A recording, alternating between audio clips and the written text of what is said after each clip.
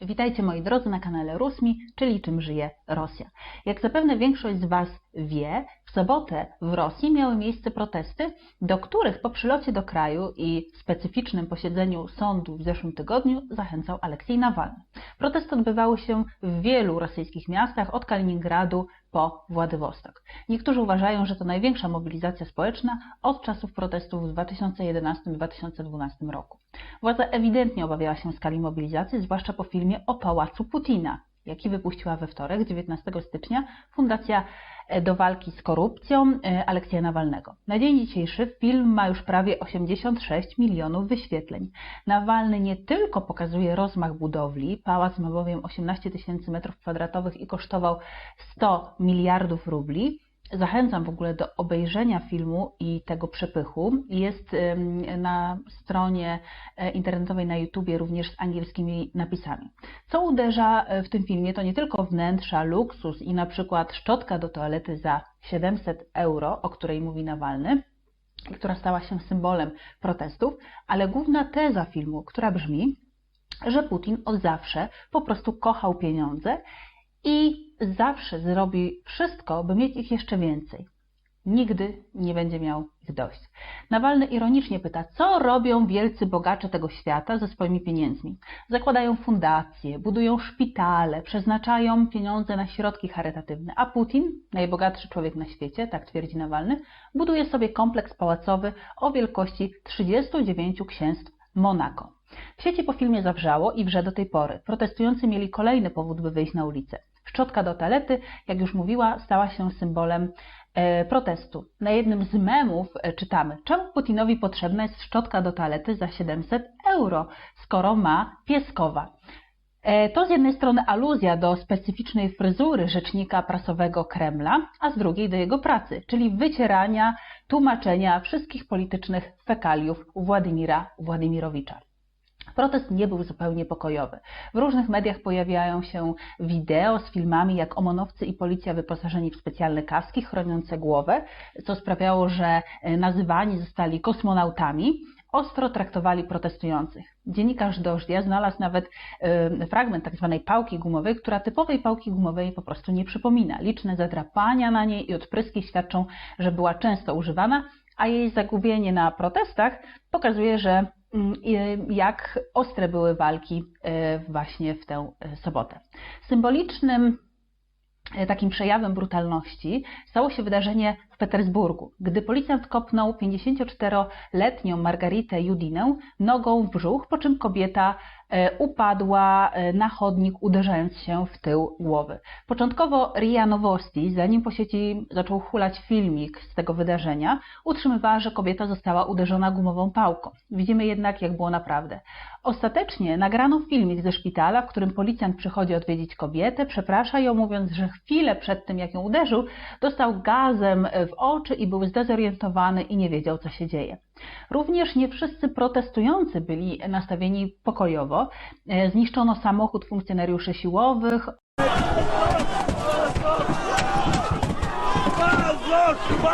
OMON-owcy byli obrzucani śnieżkami czy po prostu śniegiem.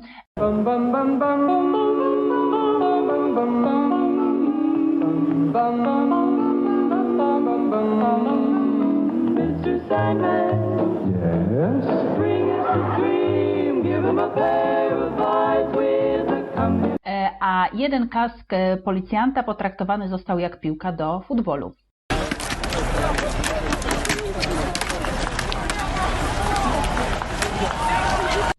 W całej Rosji zatrzymano ponad 3000 osób. Specjalnie zatrzymywano dzieci. Członek komisji monitorującej respektowanie praw człowieka w warunkach aresztu i zatrzymania, Marina Litwinowicz, porozmawiała ze wszystkimi zatrzymanymi, którzy byli nieletni i wszyscy prawie powiedzieli jej, że nie brali udziału w akcji protestu. Ktoś po prostu szedł spotkać się z mamą pod miejscem pracy.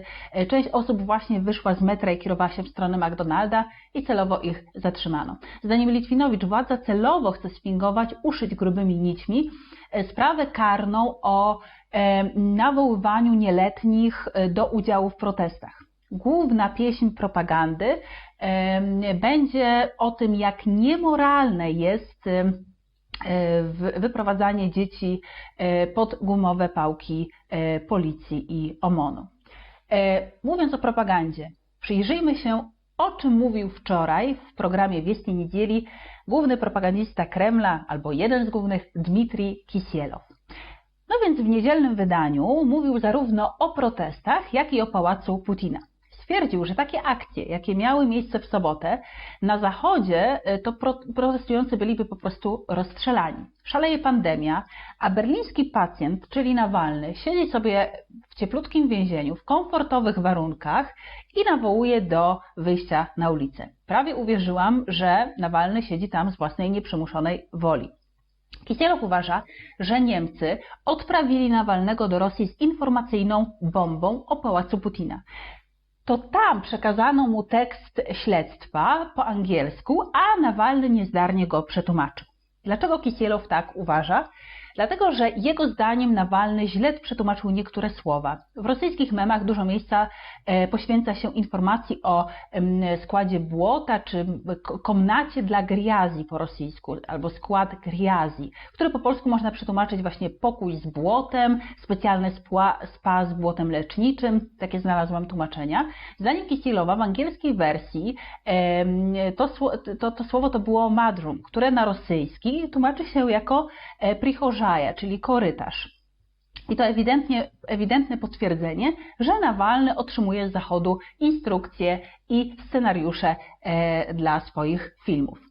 Sam Putin, zdaniem Kisielowa, nie potrzebuje luksusu, to nie jego styl, nie ma czasu na zabawę samochodzikami, na siedzenie w domowym kasynie czy palenie fajki wodnej, jak było to pokazane w filmie Nawalnego, że takie pokoje, pomieszczenia są w tym wielkim pałacu. Putin przecież w ogóle nie pali, mówi Kisielow. Dla niego odpoczynek to wyjście do tajgi w ubraniu leśniczego lub łowienie ryb w dziczy.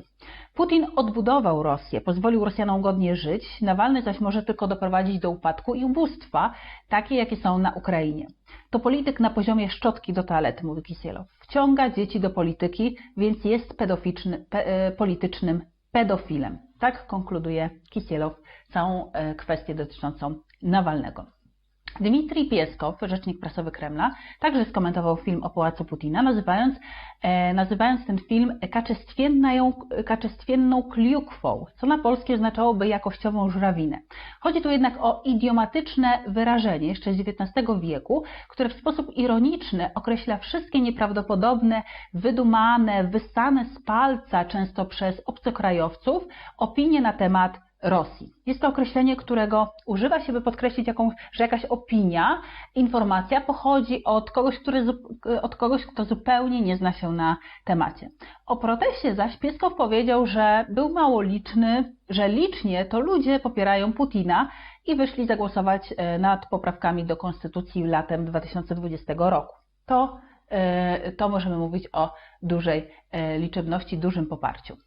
Sam Putin, używając parafrazy z książki z 1928 roku pod tytułem 12 krzeseł autorstwa radzieckich pisarzy, na spotkaniu ze studentami w poniedziałek 25 stycznia określił śledztwo o pałacu słowami nudno, dziewczynki. Nazwał film kompilacją i montażem. Co natomiast mówią niezależne media? Co mówią dziennikarze tam zapraszani? Co mówią politolodzy? No więc można powiedzieć, że dziennikarz Maksim Szewczenko, zapytany na kanale Dożd o protesty i o działania władz, powiedział, że ze strony władzy wszystko, co mogło być źle zrobione, było źle zrobione i będzie dalej źle robione i widzimy to już teraz. Władza chce ludzi zastraszyć, a to ona jest tak naprawdę najbardziej wystraszona. Apel Nawalnego był zdaniem Maksima Szewczenki swoistym wyzwalaczem do akcji ulicznych, ale to był w dużej mierze protest socjalny, a nie tylko polityczny. Film o pałacu był szokiem dla ludzi. Te luksusy, w których żyje władza w porównaniu do poziomu życia osób, które żyją w nędzy. Kreml już nawet nie czuje się zobowiązany, jak na początku rządów Putina, by dawać przysłowiową kiełbasę. Wymaga lojalności, poparcia, bez jakiejkolwiek obietnicy lepszego życia dla obywateli. Sama zaś władza niczego sobie nie odmawia. Zdaniem dziennikarza ludzie oddają swoim zachowaniem to, co otrzymali. Szewczenko krytykuje też przewodniczącego Prezydenckiej Rady do spraw Rozwoju Społeczeństwa Obywatelskiego i Praw Człowieka, Waleriego Fadiejewa, który ocenił pracę funkcjonariuszy organów porządkowych na proteście jako satysfakcjonującą i który stwierdził, że zatrzymania odbywały się spokojnie. Zdaniem Szewczenki te symboliczne instytucje przy prezydencie są atrapą i już nigdy nie będą wiarygodne. Podobnego zdania o strategii władzy jest politolog Aleksander Kyniew. Również mówił dla telewizji Nastojaście Время o fatalnej strategii właśnie władz. Jego zdaniem dużą rolę w mobilizacji odegrała idiotyczna kampania profilaktyczna rządzących, kiedy to policja przychodziła do domów i ostrzegała ludzi, by chronili dzieci przed rzekomymi wyzwaniami organizatorów protestu do udziału nieletnich w akcjach. Dzięki tej propagandowej histerii ogromna liczba osób dowiedziała się po prostu o tych akcjach. Jestem przekonany, że ta akcja propagandowa znacznie zwiększyła jej masowy charakter, bo po prostu wywołała w ludziach odrazy. Człowiek siedzi cicho w domu i odbiera ostrzeżenia. W żadnym wypadku nie wychodź na ulicę i tak dalej. Może nie poszedłby, ale myśli, a mam was wszystkich gdzieś i wychodzi. Dlaczego ludzie wyszli na ulicę teraz tak licznie? O czym to świadczy? Zapytał redaktor Kyniewa. Myślę, że to kombinacja wielu czynników. Wybuch zawieszonego napięcia. Władza w ostatnim roku, praktycznie uniemożliwiając gromadzenie się ludzi w przestrzeni publicznej, doprowadziła do nagromadzenia się agresji i frustracji. O co chodzi? W społeczeństwie istnieją różne mechanizmy, dzięki którym obywatele mogą pozbyć się negatywnych emocji. Zwykle sposobem na pozbycie się negatywnych emocji jest czas wolny. Nie bez powodu pojawiło się kiedyś hasło chleba i igrzysk. To sposób na rozładowanie emocji tłumu. Do tego celu służy sport, rozrywka, teatry, kino, puby itd. Po zamknięciu sfery rekreacji i sportu w ciągu ostatniego roku rząd doprowadził do tego, że ludzie nie mogli rozładować swojego napięcia, a do tego mamy do czynienia z szeregiem działań, które są określane jako niesprawiedliwe. Zadziałało więc tu połączenie wielu czynników, czyli odroczonego protestu, odroczonego niezadowolenia, niemożności wyrażenia irytacji, którą ludzie kumulują, podczas gdy sytuacja ekonomiczna jest trudna, dochody są niskie, wielu przesiaduje od kilku miesięcy w domu, wiele osób, praktycznie bez pieniędzy, plus wyjątkowo idiotyczna kampania propagandowa, o której mówiliśmy. Najlepszym sposobem na walkę ze strony władzy byłoby milczenie, kiedy ludzie po prostu nie wiedzieliby, co ma się wydarzyć. Jeśli prasa by nie pisała o protestach, dla wielu ludzi wydarzenie by nie istniało. Wszystkie prawa gatunku o tym, jak reagować, zostały de facto naruszone. Można się tylko zastanawiać, czy to z głupoty, czy też celowo. Istnieje bowiem teoria spiskowa, która mówi, że jest to celowy sabotaż wewnątrz samej elity rządzącej, próbujący ukształtować ją poprzez takie niewłaściwe działania.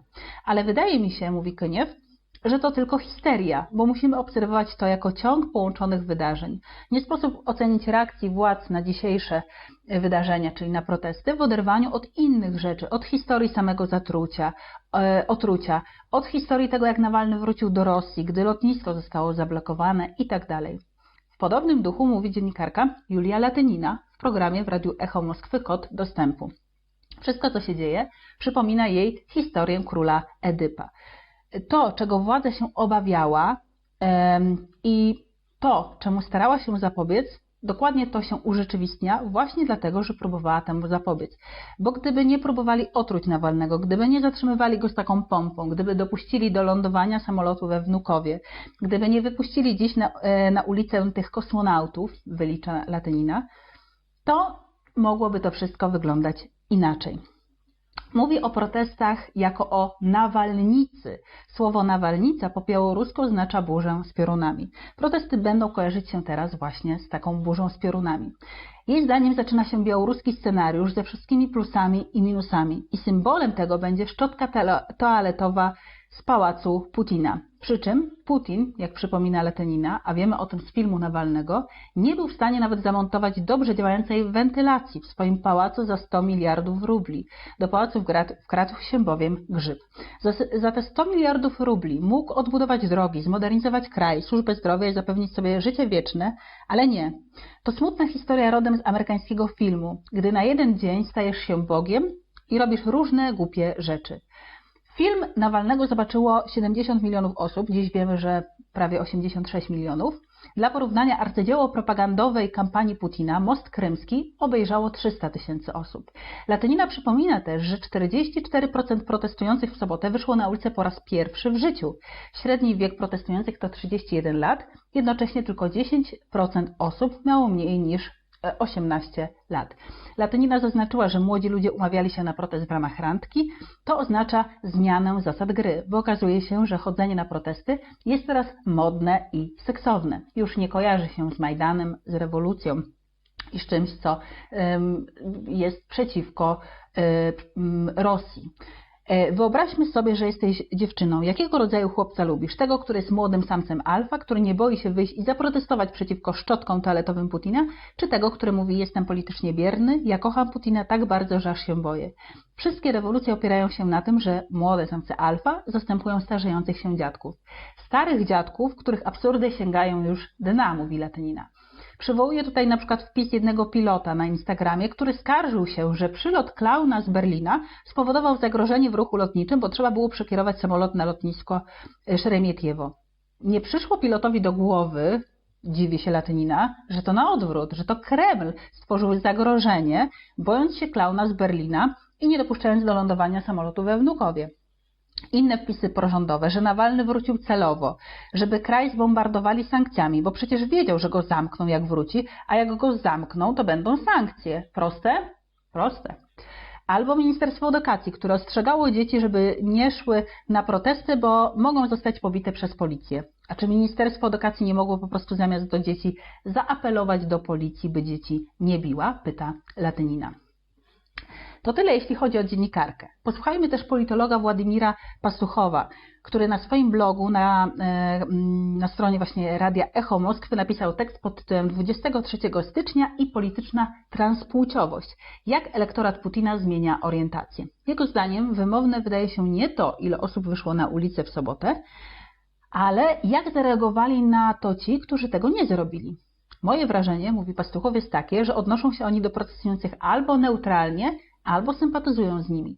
Jest to o wiele groźniejszy sygnał dla reżimu niż rosnąca liczba aktywnych przeciwników gotowych wziąć udział w protestach pomimo bezprecedensowej kampanii zastraszania.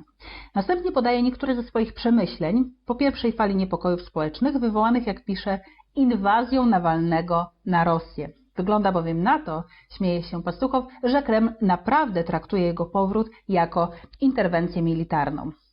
Po pierwsze, narastająca fala rewolucyjna zapoczątkowana latem 2019 roku protestami przeciwko sfałszowanym wyborom do Dumy Moskiewskiej nie zniknęła, mówi Pastuchow, przetrwała pandemię i stopniowo przybiera na sile. Po drugie, środek ciężkości protestu gwałtownie przesuwa się w kierunku regionów. Protestu nie można już postrzegać jako kaprysu pogardliwych mieszkańców Moskwy. Wręcz przeciwnie, teraz będzie narastał na prowincji, a tam będzie coraz bardziej agresywny, wywołując ogólnonarodowy rezonans. Po trzecie, rozciągnięcie siatki protestów na cały kraj, od Sachalina po Kaliningrad, w najbliższej przyszłości stworzy reżimowi znaczne trudności logistyczne, ponieważ nie ma wystarczająco dużo kosmonautów, czyli struktur siłowych, w każdej małej miejscowości. Tam represyjne możliwości reżimu są mniejsze. Moskwa z kolei szybko poczuje się zainspirowana i zasilona energią regionów, będzie stawała się coraz bardziej aktywna. Po czwarte, nie będzie można wykluczyć już młodzieży z protestu.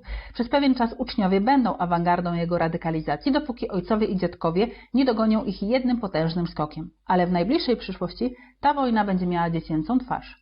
Piąte. Putin zacznie zapuszczać wąsy Łukaszenki. Reżim szybko wejdzie na mińskie tory, przyjmując tępą pozycję obronną. Pole manewru gwałtownie się zmniejszyło, ale też zdolność manewrowania jest ograniczona. Prawdopodobieństwo powtórzenia efektu typu Krym nasz jest bliskie zeru. Można się zakrztusić każdym kolejnym kawałkiem. Szóste. Powrót Nawalnego nie pozostał niezauważony. Znacząco zrewolucjonizował sytuację w Rosji i nie wyczerpał swojego potencjału. Tak czy inaczej, powrót Nawalnego kosztował reżim kilka lat życia.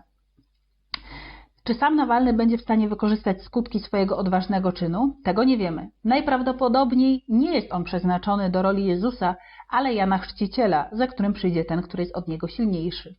Wiele osób z ubolewaniem, to po siódme, stwierdza, że nie wydarzyło się nic specjalnego, zwłaszcza w Moskwie. Było wiele ludzi, ale nie za dużo.